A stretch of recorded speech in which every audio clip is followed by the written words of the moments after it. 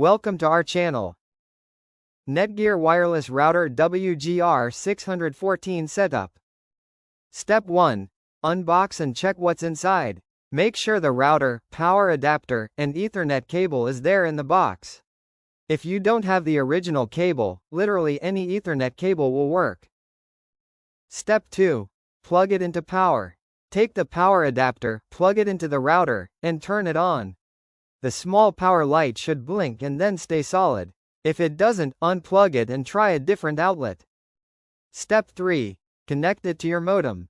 Grab the Ethernet cable and plug one end into your modem, the other end into the Internet WAN port on the router. It's usually colored yellow or marked differently from the rest. Step 4. Connect your computer to the router.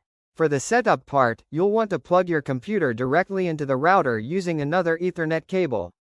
Use one of the LAN ports. Those are usually numbered 1 to 4. You can do this over Wi-Fi later, but for setup, wired is easier. Step 5. Open the router setup page. On your PC, open a browser and type 192.168.1.1. Hit enter. If one doesn't load, try the other. Step 6. Enter the login information.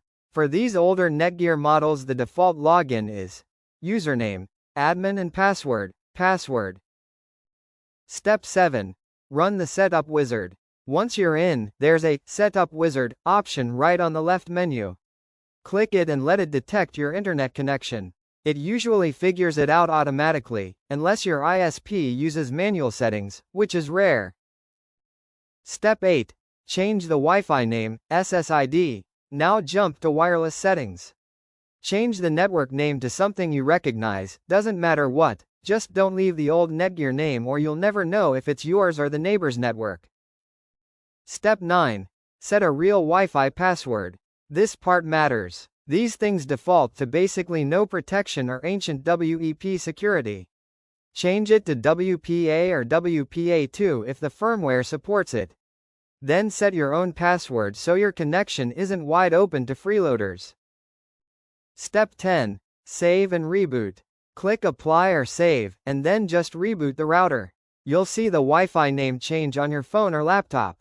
Disconnect the cable and reconnect wirelessly using your new password. Thank you for watching.